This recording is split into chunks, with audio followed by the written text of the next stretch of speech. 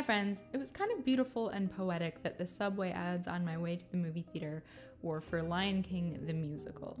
If you don't know how I feel about Lion King the musical, seeing it was the first time I was like, wow, Black people are talented and beautiful. I was 16, and I wish for past me that it could have happened sooner. I wish that I had a wrinkle in time when I was younger. When I was in 6th and 7th grade, I looked a lot like Storm Reed's Meg Murray. I had the same glasses, curly hair, good grades, and low self-esteem. I desperately wanted to be liked, and to be liked, I needed a flat iron and lighter skin and brand name clothes and definitely contact lenses. But I didn't have those things, so I felt ugly. I actually remember my mom letting me blow dry my hair out straight from my 7th grade school picture, and I was so excited to look more normal.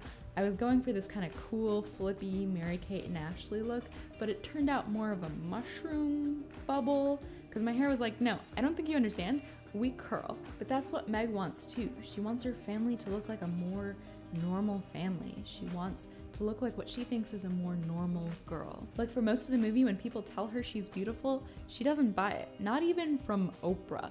Giant, there's no such thing as the wrong size Oprah.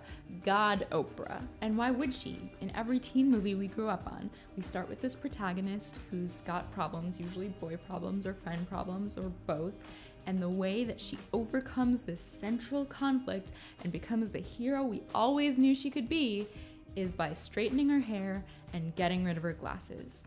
Becoming beautiful. And mild spoilers ahead, in the Wrinkle in Time movie, Meg is offered exactly that. She sees this vision of herself with long, straight hair, no glasses, and the kind of perfect, enviable outfit you don't get by wearing hand-me-downs or shopping at Kohl's. Her enemy, the It, says, look at her. She's perfect. I can make you perfect. But she doesn't take it. That's not the resolution of her problems in this movie, her becoming this version of beautiful she's always wanted to be. That's not how she makes friends, or gets the guy, or saves the universe. It's the opposite of that. She wins by accepting her faults and also by knowing which parts of her weren't faults in the first place. And I wished, in seeing that I could test her back to 2004 and just knock the flat iron out of my hand. Because when I saw that perfect version of myself, I didn't kick her off the cliff.